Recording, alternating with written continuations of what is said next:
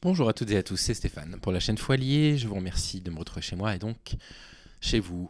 On est obligé de parler de ce qui se passe autour de l'abbé Pierre. On l'avait déjà évoqué une première fois après les révélations qui avaient été données par Caroline de Haas. On va revenir justement sur ces révélations dans pas très longtemps parce qu'il y a d'autres éléments qui sont en train de sortir actuellement, des éléments auxquels on s'attendait malheureusement à partir du moment où les accusations ont été rendues publiques. Moi, j'ignorais l'existence de ces accusations avant que Caroline de Haas n'en parle. On a tous pensé à la même chose. On s'est tous dit, il est impossible qu'une personne aussi importante, aussi influente, qui a commis autant de faits d'agression sexuelle et de viol présumés entre les années 50 et 2000, il est absolument impossible que ce soit resté secret. Il est impossible que l'Église n'ait pas été mise au courant d'une telle chose. Il est impossible que les cercles de pouvoir n'aient pas été mis au courant. Et malheureusement, voilà, ce à quoi on s'attendait est en train de se vérifier petit à petit. On va partir d'un tweet de Jérôme Barrière, du docteur Jérôme Barrière, qui est un tweet qui dit « Note de 1958 d'un cardinal à un ministre. Incroyable mais vrai, il savait donc bien. » C'est une lettre qui date de 1958. Et donc, vous avez le cardinal Feltin qui écrit « Monsieur le ministre, on m'informe de la demande que vous avez adressée à mon secrétariat au sujet d'une décoration envisagée pour monsieur l'abbé Pierre. Laissez-moi vous assurer qu'à l'heure présente, cette distinction serait fort inopportune, car l'intéressé est un grand malade, traité en Suisse, dans une clinique psychiatrique. Et je pense qu'en raison des circonstances fort pénibles, il vaut mieux ne pas parler de cet abbé. » Et là, déjà, on voit les litotes habituelles qu'on a dans les cas d'agression sexuelle ou de viol. En fait, c'est lui qui serait malade. Voilà, il serait malade, il est traité en psychiatrie.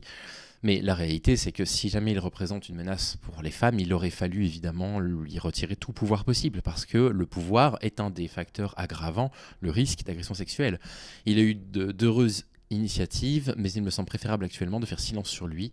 C'est très confidentiellement que je vous signale la chose, vous assurant, monsieur le ministre, de mes sentiments bien dévoués.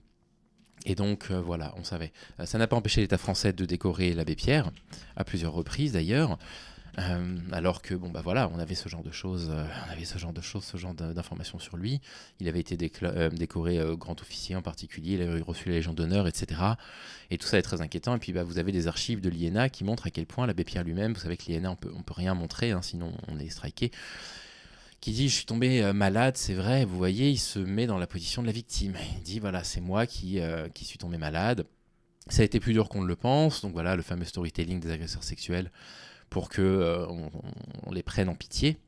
Et donc, c'est quand même assez dommageable parce que finalement, on s'aperçoit de quoi? On s'aperçoit, et on va en parler dans un instant, que les personnes qui ont parlé de ces faits-là, parce que des personnes ont parlé depuis les années 50, tout ça pour dire qu'il faut tordre le cou définitivement à l'idée reçue selon laquelle MeToo a libéré la parole des femmes. C'est pas vrai, les femmes ont toujours parlé, elles ont toujours raconté leur quotidien, elles ont toujours raconté les violences sexuelles, simplement les hommes ne les écoutaient pas. Et la quatrième vague du féminisme, MeToo étant une vague qui est une vague extrêmement populaire, contrairement aux trois premières vagues du féminisme, il y a tellement de personnes qui parlent qu'aujourd'hui les hommes sont obligés d'écouter. Et donc, à l'époque, étant donné qu'on n'accordait aucun crédit à la parole des femmes, lorsque vous aviez l'abbé Pierre qui vous expliquait dans des circonstances où on savait déjà ce qu'il faisait, là vous voyez la lettre date des années 60, fin des années 50, en fait, il n'y a que la parole de l'agresseur qui existe et qui prime. Et donc, l'agresseur a la possibilité d'imposer son storytelling. J'ai été malade, j'ai été pris en charge en psychiatrie, ça a été très dur pour moi. Sous-entendu que c'était lui, finalement, qui était malade. Et que c'est vers lui qu'il faudrait que notre empathie se tourne. On a appris, à la fin de l'année 57, que l'église Emmaüs ont demandé à ce que l'abbé soit suivi dans une clinique psychiatrique en Suisse.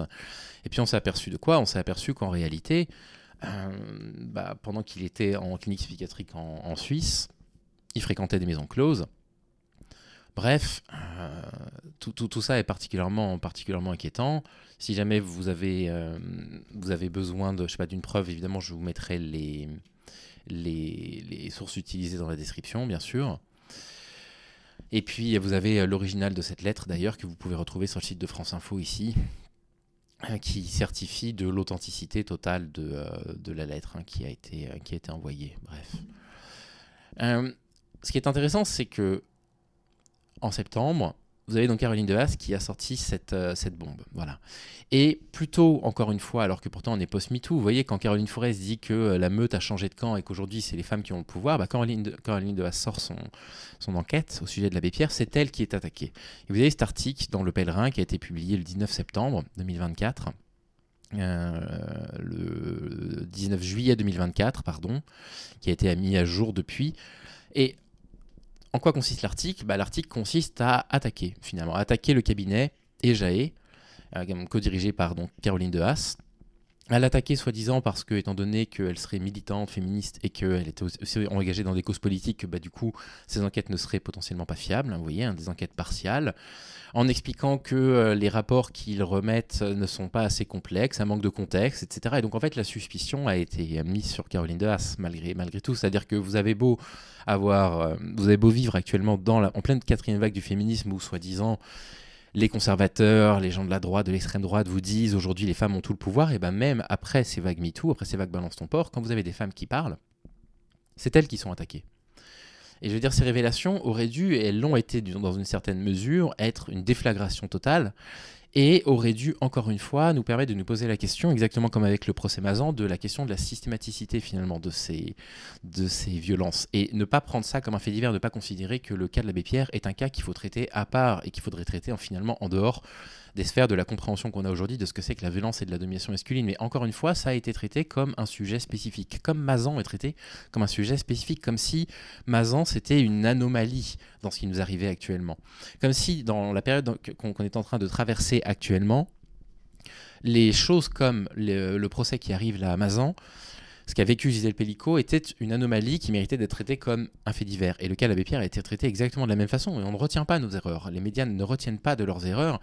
Et on s'en prend encore aux femmes. Et la preuve de ce que je vous dis, c'est que là, on nous dit qu'il y a 30 ans, donc là, on est dans les années 80, dans l'émission Ciel Montmardi, vous aviez un témoignage et même plusieurs témoignages de femmes qui disaient nous, on était travailleuses du sexe, on a travaillé à Genève à l'époque où l'abbé Pierre y était, et il venait fréquenter les maisons closes. Et ça a été dit à la télévision. Ça a été dit à la télévision, et malgré tout, ces révélations n'avaient absolument abouti à rien du tout. C'est-à-dire que dans les années 80, quand vous aviez des femmes qui venaient expliquer que des personnalités comme l'abbé Pierre, je sais pas, allaient dans des bordels, elles n'étaient pas écoutées. Et on s'aperçoit aujourd'hui de quoi? C'est qu'elles ne sont pas finalement plus écoutées, les femmes. On les écoute pas beaucoup plus, parce que quand Caroline de Haas sort son enquête, les médias s'en prennent à elle. Et donc on retrouve un petit peu les mêmes réflexes habituels. Les mêmes réflexes habituels qui, je ne sais pas où est-ce qu'on va pouvoir le voir, des hommes qui nous disent que, en fait, il est mort, donc c'est un peu facile de l'attaquer aujourd'hui, que les témoignages sont indirects, que les conclusions sont des conjonctures, que la lettre ne dit pas grand-chose, etc., que finalement ce sont des faux qui sont produits actuellement, qu'on essaye du coup de salir cette personne-là. C'est-à-dire qu'on a encore une fois les réactions masculines, collectives, outrées, en disant, mais en fait non, là c'est limite une sorte de complot, quoi. Et ce qui est particulièrement inquiétant, ça va être les propos, en plus de ça, des personnes qui composent les hautes sphères de l'Église en France. Là, vous avez quelqu'un qui essaye de nous faire croire, par exemple, que les mesures qui avaient été prises à l'époque étaient des bonnes mesures, étaient suffisantes. Des mesures ont été prises dès les années 50 par l'Église, affirme l'archevêque de Reims, en rappelant que les évêques étaient au courant. Là, cette petite vidéo, vous pourrez la regarder, explique que toutes les archives au sujet de l'abbé Pierre sont contenues au même endroit et qu'il va falloir un jour les rendre publiques, ce serait assez important. Il dit en revanche qu'il réaffirme le travail de l'Église en France pour que la vérité soit faite sur les faits d'agression sexuelle et de violence sexuelle, mais en réalité c'est trop tard. C'est-à-dire qu'il essaie de justifier.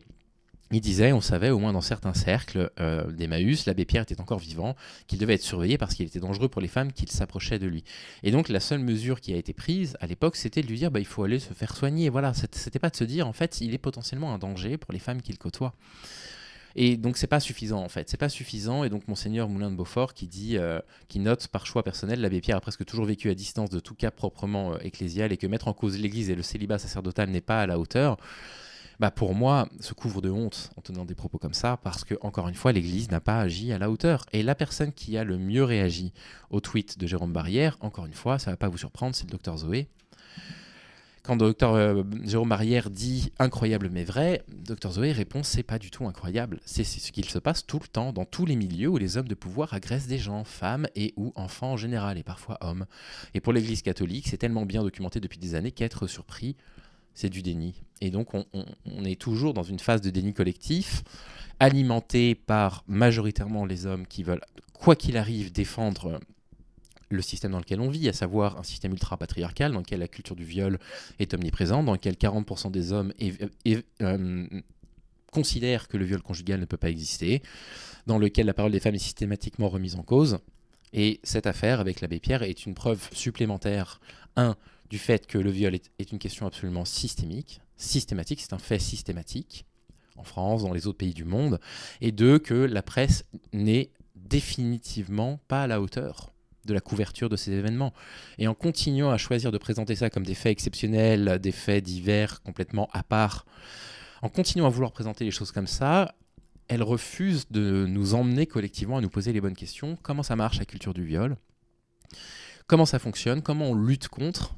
Et c'est absolument désolant. Voilà ce que je voulais vous dire. Voilà les impressions que m'ont laissé ces derniers jours au sujet de cette affaire de l'abbé Pierre, qui va prendre probablement encore plus d'ampleur parce que les archives vont être au final rendues publiques. Il va bien falloir, et à mon avis, on va apprendre des choses absolument catastrophiques. Soutien à toutes les victimes d'agressions sexuelles, de viols, de pédocriminalité. Je vous souhaite une bonne journée, prenez soin de vous et je vous dis à très vite. Salut les amis.